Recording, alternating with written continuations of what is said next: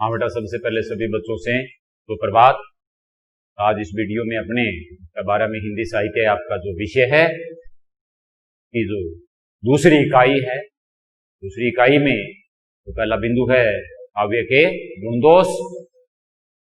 इससे पहले मैंने आपको काव्य के जो गुण दोष है उनका अर्थ, उनकी परिभाषा, उनके बारे में विद्वानों की जो विचार आदि है उस पर व्याख्यात्मक चर्चा हो चुकी है। अब आज अपने इस वीडियो में जो काव्य के गुण हैं, तीनों गुण माधुर्य, प्रसाद और ओज, इन तीनों गुणों पर अपने चर्चा करें। पहले माधुर्य गुण।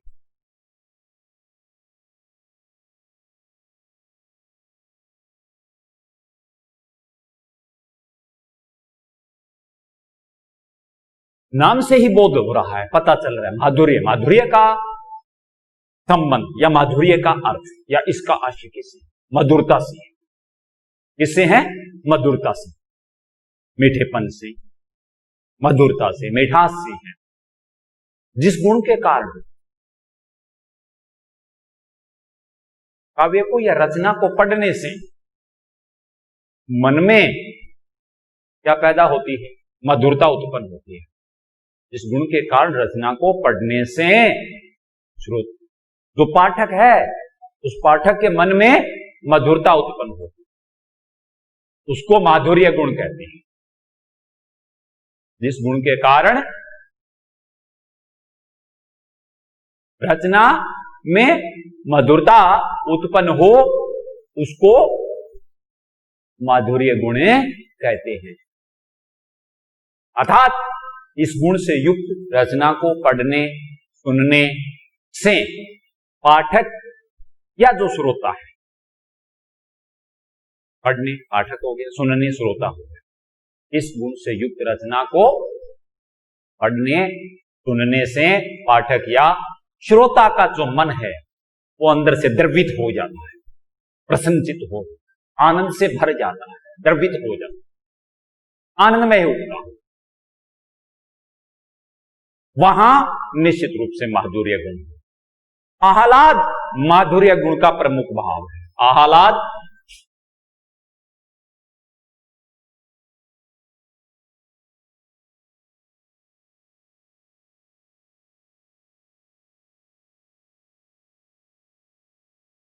आह्लाद माधुर्य गुण का क्या है?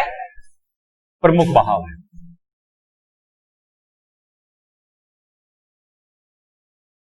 आह्लाद तो प्रसन्नता से ही है भीतर के बेटे, ये इसका क्या माना जाता है?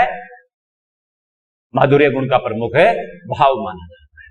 इसकी पहचान है, ये इसकी निशानी है बेटा, लक्षण है। इसमें इस प्रकार की जो रचनाएं होती है, इस गुण से युक्त जो रचनाएं होती है, उसमें समास रहित मधुर कोमल शब्दावली का अधिकतर प्रयोग किया जाता है। ऐसी रचनाओं के अंदर समास रहित यानी सामासिक पदों से रहित कोमल शब्दावली का प्रयोग किया जाता है। इसमें कोमल वर्ण, इसके अलावा क, च, त, प वर्ग या य, ल, व का प्रयोग अधिक होता है। कोमल पदावली, वर्ण वर्ग क, त, प, य, ल, व, इनसे युक्त क, च, त, प, य, ल, व, इनका अधिक इसमें प्रयोग किया जाता है। इसके अलावा रैवर्ण और लंबे सामासिक जो पद होते हैं उसका प्रयोग माधुर्य गुण में या माधुर्य गुण से युक्त रचनाओं में नहीं होता है। यह गुण मैंने पूर्व में आपको बताया था वेदर्भी रीति से संबंधित है। यह गुण माधुर्य गुण है, इसका संबंध किससे है? वेदर्भी रीति से।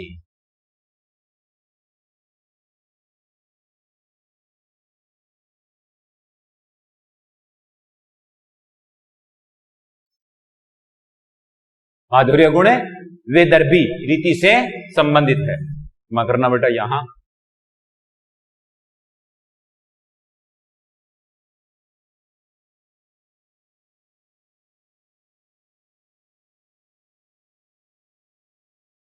विदर्भी रीति से संबंधित है, यानी यह विदर्भ देश के कवियों की रीति मानी जाती है।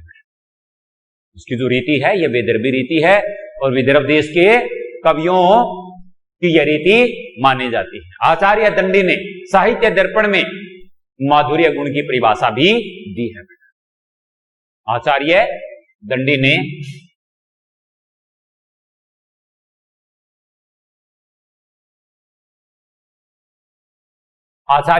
साहित्य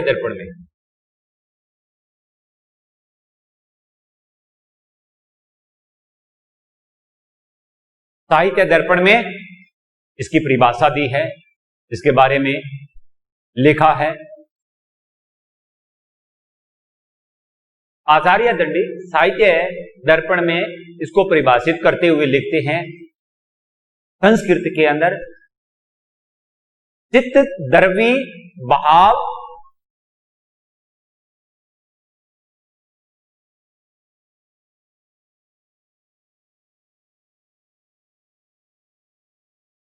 चित्त द्रवी भाव में लाहादु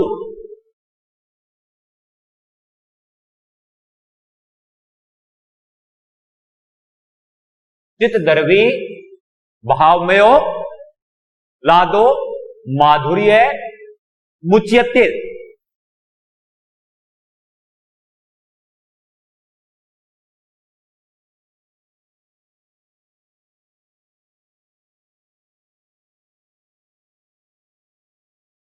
अर्थात संस्कृत की सूक्ति है जिससे चित्त आह्लाद से द्रवित हो जाता है। बेहतर से हृदय जिस रचना को पढ़ने से सुनने से चित्त क्या हो जाता है, आह्लाद से द्रवित हो जाता है, वह माधुर्य गुण कहलाता है। ये आचार्य दंडी की संस्कृत में परिभाषा है कि जिस रचना को पढ़ने से सुनने से चित्त आह्लाद से द्रवित हो जाए वह माधुर्य गुण कहलाता है। इस गुण का जो संबंध है रसों के क्षेत्र में, विशेष करके श्रृंगार, शांत, करुण में यह रस अधिकतर प्रयोग होता है। रसों की बात करें, रसों में यह शांत,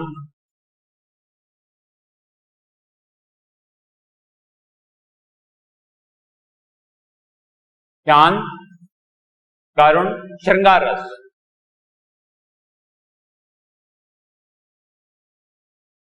इन तीनों रसों में शांत, करुण और शांत, इन तीनों रसों में इसका अधिकतर प्रयोग होता है। इसके अलावा श्रुति मधुरता, समासादिहीनता,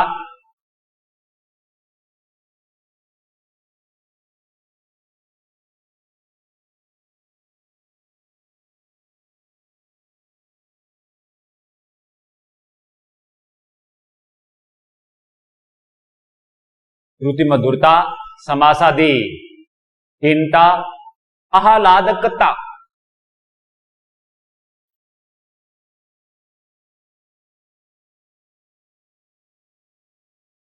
आह्लादकता, वह चित्त की द्रवणशीलता, चित्त की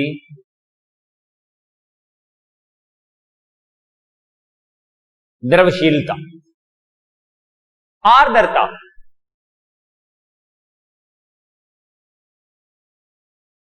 आदि माधुर्य के लिए आवश्यक मानी गई है। मतलब श्रुति मधुरता, सुनने की मधुरता है। समास आदि, समास का लंबे लंबे सामासिक पदों का इसमें प्रयोग नहीं है। इसकी हीनता देखने को, आह्लादकता, मन की प्रसन्नता, चित्त की द्रवणशीलता, द्रवणशीलता मतलब चित्त का, हृदय का पिघलना, द्रवणशीलता, और इसके अलावा आर्द्रता का इसमें होना आवश्यक है। जैसे उदाहरण के द्वारा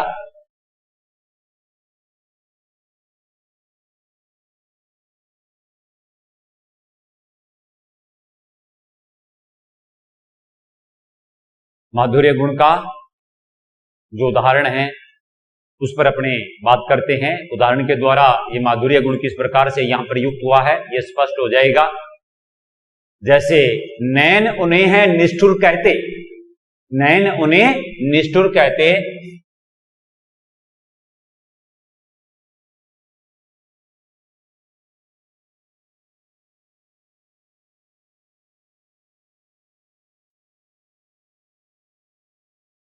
नैन उन्हें निष्ठुर कहते, पर इनसे जब आंसू बहते,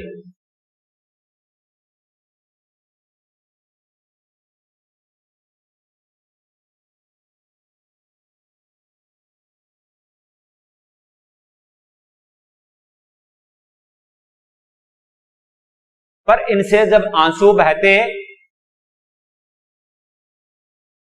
सदैव हृदय वह कैसे सहते, सदैव हृदय वह कैसे सहते, सदैव हृदय वह कैसे सहते, गए तरस ही खाते,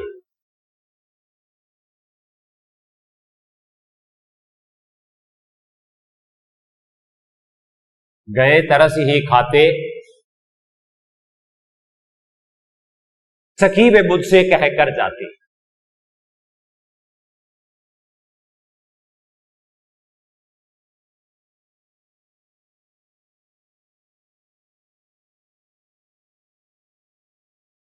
देखिए बेटा,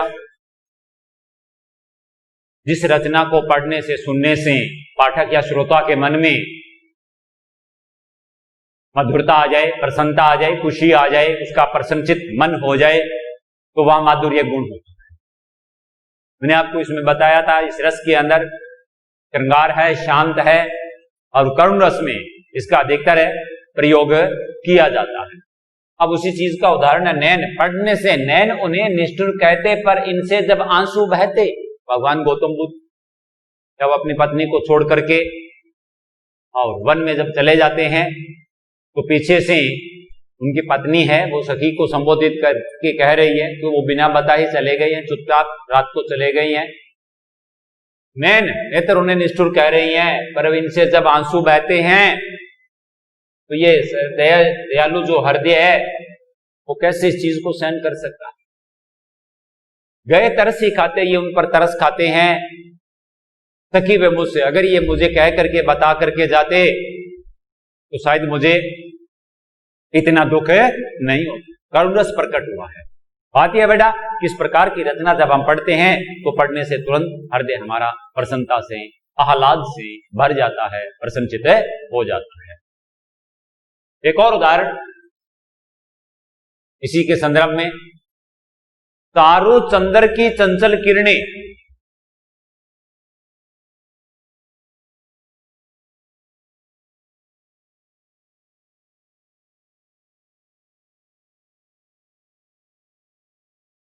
तारो चंद्र की चंचल किरणें खेल रही, तारो चंद्र की चंचल किरणें खेल रही जब थल में, खेल रही जल में।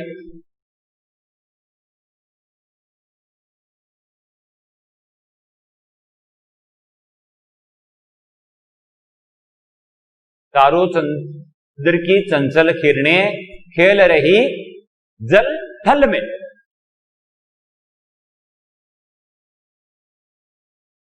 खेल रही जल थल में, सुवच चांदनी बिछी हुई है।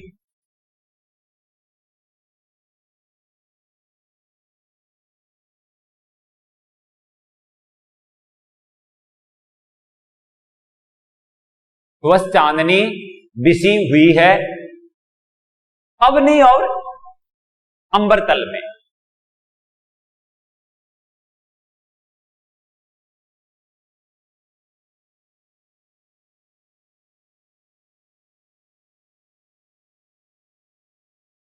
रात्रि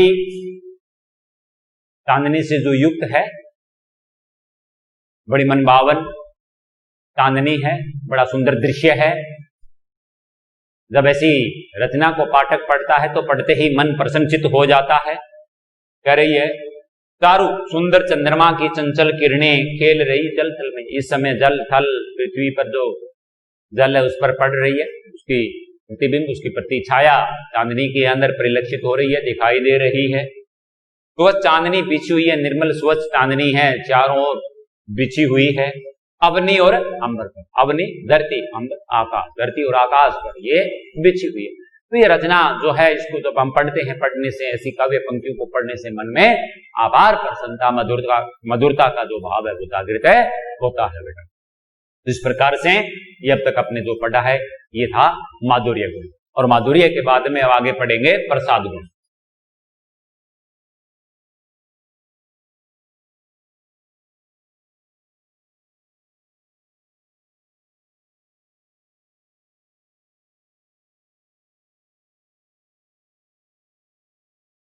माधुर्य गुण के बाद में दूसरा गुण है प्रसाद। प्रसाद का मतलब किससे है? प्रसन्नता से। जब रचना में सरल सीधे शब्द, सुबोध शब्दों द्वारा वाक्य की रचना की जाती है, यानी सरल सीधे सुबोधमयी शब्दों के द्वारा जब वाक्य की रचना की जाती है तो वहां प्रसाद गुण होता है बेटा। प्रसन्नता काश है, प्रसाद काश है प्रसन्नता से। प्रसाद काश है, प्रसाद शब्द काश है किससे है? प्रसन्नता से। यहां जब सरल सीधे सुबोधमय शब्दों के द्वारा वाक्य की रचना की जाती है तो वहां प्रसाद गुण होता है। अर्थात जैसे यूं कहे कि सूखे ईंधन में अग्नि की भांति, सूखे ईंधन में अग्नि जब जलती है, उसी संदर्भ में सूखे ईंधन में अग्नि की भांति, स्वच्छ जल, सूखे ईंधन में अग्नि की भांति अथवा स्वच्छ जल की भांति जो गुण तत्काल चित्त को व्याप्त करता है, या सुनते ही उसका शब्दार्थ तुरंत बोधमय हो जाता है या बोध करवा देता है, उसको प्रसाद गुण कहते हैं। फिर दोबारा सुनिए, प्रसाद का शब्द का जो आशय है वो प्रसन्नता से है।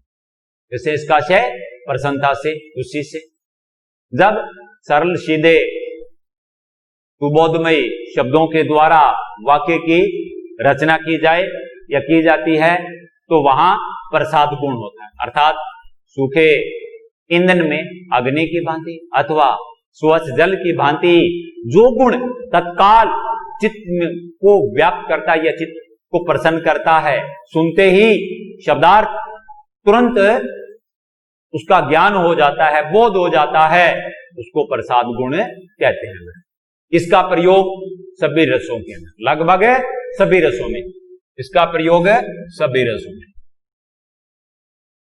मतलब यह कि प्रसाद गुण का जो प्रयोग है वो सभी रसों में किया जाता है, किंतु करुणा, शांत और वात्सल्य हास्य रस में इसका प्रयोग अधिक होता है। अधिकतर करुणा, शांत, हास्य और वात्सल्य, इन चार रसों में प्रसाद गुण का अधिक महत्व या प्रयोग किया जाता है। ज्यादा प्रयोग किसमें किया जाता है? करुण रस, शांत रस, हास्य रस और वात्सल्य रस, इनमें इसका प्रयोग ज्यादा होता है। यह पांचाली रीति से संबंधित है। किससे संबंधित है ये रीतियां? ये पहले मैंने आपको बताया था बेटा, रीति, गुण, रीति और वृत्ति। तो प्रसाद जो गुण है ये पांचाली रीति से संबंधित है। किससे है? इसकी रीति है पांचाली। कौन सी रीति है इसकी? पांचाली। वृत्ति, वृत्ति क्या है इसकी? कोमल वृत्ति। अगर वृत्ति की बात करें तो ये इसकी कोमल है। पूर्व की वीडियो में मैंने आपको बताया था, याद होना चाहिए, पहले गुण, फिर उसके बाद में रीति और फिर वृत्ति। उसी परिप्रेक्ष्य के अंदर है बेटा ये भी पांचाली रीति से संबंधित। और इसके बाद में इसकी जो वृत्ति है वो कोमल है। कोमल कांत, इसमें पदावली होती है, वर्गों के 500 वर्ण जो होते हैं उनमें प्रसाद गुण का प्रयोग किया जाता है। 500 कै, च, कै, तै, पै, इन सब के अंदर, इन सभी वर्गों के अंदर इसका प्रयोग किया जाता है। ज्यादातर नीति और भक्ति में प्रसाद गुण की अधिकता देखी जाती है। क्या होता है ये? नीति और भक्ति के अंदर जैसी रचना के अंदर प्रसाद गुण का अधिक प्रयोग किया जाता है। जैसे उदाहरण देखिए आगे,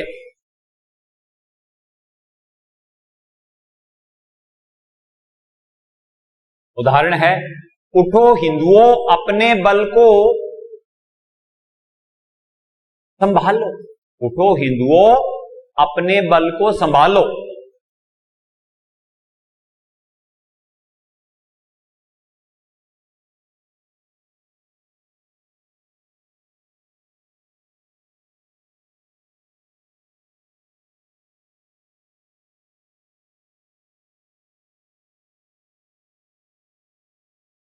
उठो हिंदुओं अपने बल को संभालो, दशा हिंदी भाषा की कुछ देखो भालो। दशा हिंदी भाषा की कुछ देखो भालो।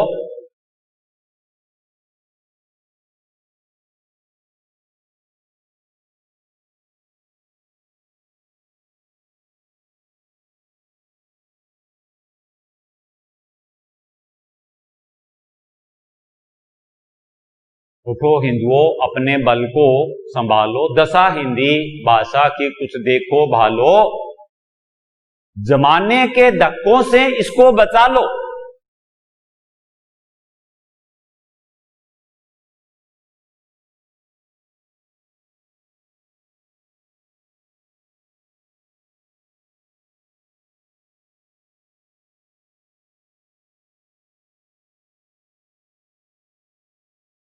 जमाने के धक्कों से इसको बचा लो, पूती दिखा दो झपटकर उठा लो। पूती दिखा दो झपटकर उठा लो।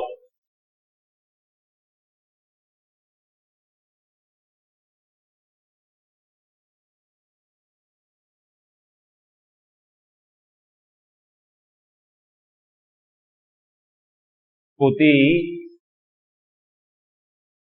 दिखा दो झपटकर उठा लो। सहित प्रेम छाती से इनको लगा लो।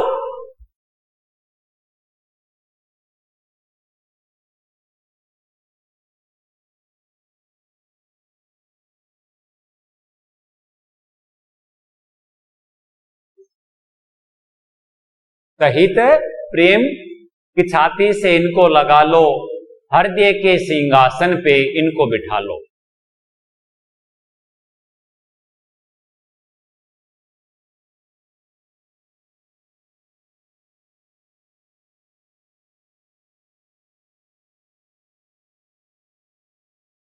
हृदय के सिंहासन पे इनको बिठा लो।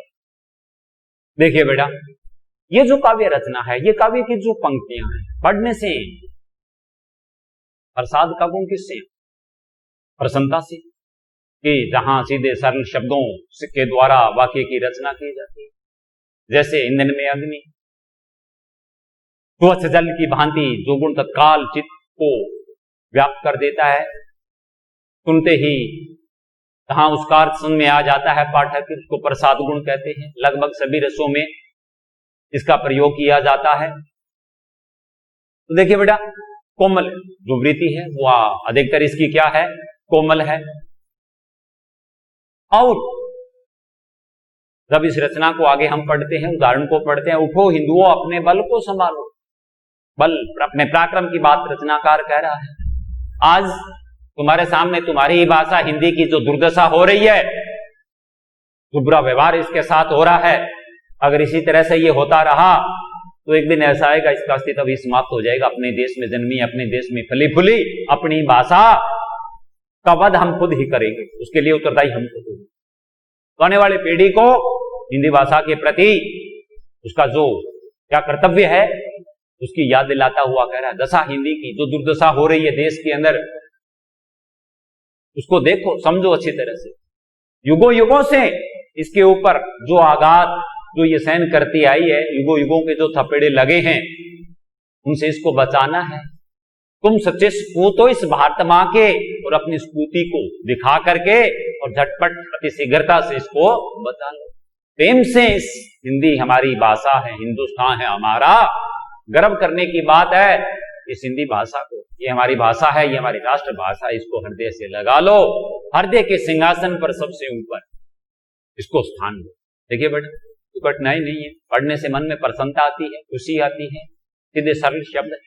तो निश्चित रूप से यहां कौन सा गुण है? प्रसाद गुण है। इसी तरह से तारू चंद्र की चंचल किरणें खेल रही है जल थल में, वह चांदनी बिछी हुई है अवनी और तारू चंद्र की चंचल किरणें। चलिए बेटा, ये पंक्ति अगले की थी, बोल दी। इसके बाद में दो हो गए, प्रसाद गुण हो गया, तीसरा है ओज गुण। ओज गुण की बात करते हैं।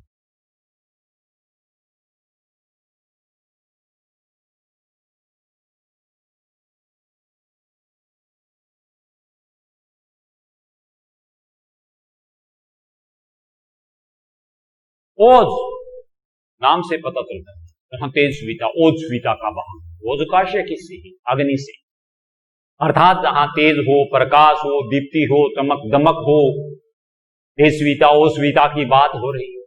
मतलब रचना को पढ़ने, सुनने और बोलने से मन में उत्साह है, वीरता है, जोश है, का आवेश पैदा होता हो। रचना को सुनने, पढ़ने, बोलने से मन में अत्यंत उत्साह हो, वीरता हो, इसका आवेश का भाव मन में आ जाए, तो वहां ओज गुण होता है। इसके अलावा जहां द्वित्व वर्ण, द्वित्व वर्ण कौन से? वे वर्ण होते हैं बेटा, जैसे पहला वर्ण होता है वो अपने समान दूसरे वर्ण में मिल जाता है।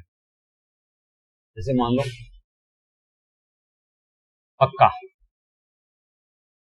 मतलब क्या है, वो अपने समान वर्ण में मिल गया, द्वित्व वर्ण इनको बोलते हैं। जहां द्वित्व वर्ण, संयुक्त वर्ण, रेप, लंबे शब्द या सामासिक पद या टैट है डै डै से बने शब्द, टैट है डै डै से बने शब्द, ऐसे शब्दों की अधिकता में, ऐसे शब्दों की जहां अधिकता होती है, या लंबे लंबे सामासिक पदों के द्वारा जहां कविता की, काव्य की रचना की जाती है, वहां ओज गुण होता है। तात्पर्य बेटा सीधा, जहां ओज स्वीता, तेज स्वीता का भाव हो, समझ गए, आवेश हो, या इसके अलावा संयुक्त वर्ण हो, रेप वाले वर्ण हो, या फिर द्वित्व वर्ण हो, लंबे पद हो, या टैट है डै ढै वर्णों से बने हुए शब्दों की अधिकता हो, या इन शब्दों की अधिकता से बनी कविता हो, या कविता की रचना की जाए, तो वहां ओज गुण होता है। रीति की अगर बात करें तो यहां गौड़ रीति है बेटा। रीति कौन सी है? गौड़ रीति। और वृत्ति की अगर बात करें तो वृत्ति है परुष। परुष, परुष का मतलब है कठोर, तो परुष इसकी रीति है। इसका जो प्रयोग जो होता है, रसों की अगर बात करें तो वीर रस है, रौद्र रस है, भयानक रस है, वह विभत्स। वीर, रौद्र, विभत्स, इसका जो रसों की बात करें तो ज्यादातर प्रयोग जो है वीर, रौद्र, भयानक, विभत्स रसों के अंदर होता है। यानी ऐसी रचनाओं में युद्ध का वर्णन, वीरों के स्वभाव का वर्णन, वीरों आदि की जो वेशभूषा है, उनके अस्त्र शस्त्र, या फिर प्रकृति का कोई भव्य विराट रूप हो, भयंकर प्रकृति के दृश्य हो, उनको प्रकट करने के लिए जो शब्द, जो रचना होती है, तो वहां ओज गुण होता है। यानी जिस रचना के अंदर युद्धों का वर्णन हो, वीरों के स्वभाव आदि का, उनकी वेशभूषा आदि का, प्रकृति के विराट और भयंकर रूप या उन दृश्यों का चित्रण जहां किया जाएगा, निश्चित रूप से वहां क्या होगा? ओज गुण होगा। जैसे क्या होगा? ओज गुण होगा। जैसे उदाहरण देखिए,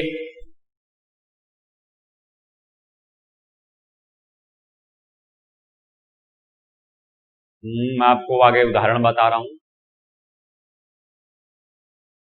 देखिए बेटा, हैरुंड गिरे गद झुंड गिरे, हैरुंड गिरे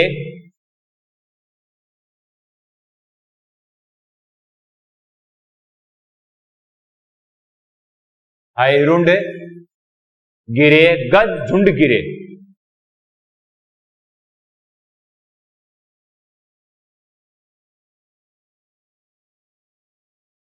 हैरुंड हैरुंड गिरे गद झुंड गिरे, फटकर अवनी पर सुंड गिरे।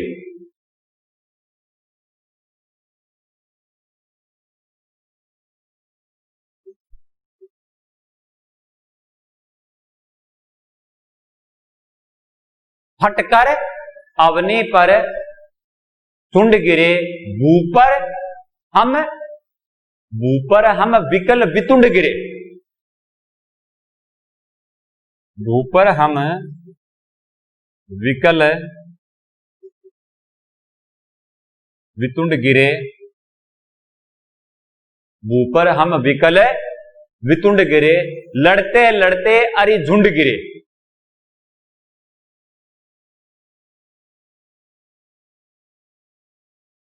अरि झुंड गिरे। रचना को जब हम पढ़ रही हैं बेटा, तो पढ़ते ही मन में एक ओजस्वीता, एक तेजस्वीता का आवेश है वो आ रहा है। हैरुंड, युद्ध भूमि के दृश्य का बड़ा भयानक विभत्स दृश्य का वर्णन कवि के द्वारा किया जा रहा है। युद्ध चल रहा है, युद्ध भूमि के अंदर योद्धा आपस में हाथियों पर घोड़ों पर सवार होकर के युद्ध कर रही हैं। बड़ी भयंकर मार काट मची हुई है, आपस में युद्ध भूमि में तलवारें चल रही है, भाले चल रहे हैं, घोड़े कट करके गिर रही हैं, हाथियों के झुंड गिर रहे हैं और उन हाथियों के सुंड जो है वो कट करके फट करके धरती पर गिर रही हैं।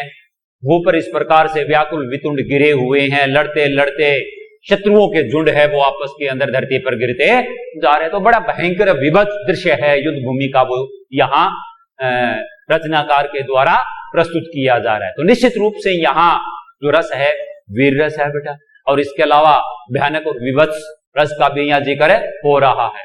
मतलब ये भयावह जो दृश्य है वो पाठक के सामने उसका वर्णन किया जा रहा है।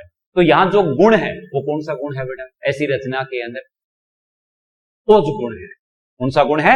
ओज गुण। तो इस प्रकार से अब तक बेटा मैंने आपको ये तीनों जो रस है, पहला जो क्षमा करना, गुण जो है, तीनों जो गुण है, माधुर्य जो गुण है, उसके बाद में प्रसाद गुण है और उसके बाद में ओज गुण है। इन तीनों गुणों का वर्णन है मैंने आपके सामने रखा है और आप इनको ग्रहण करने की, इनका अध्ययन करने की कोशिश कीजिए। इसके बाद में आगे दोषों पर चर्चा करेंगे। तब तक के लिए धन्यवाद।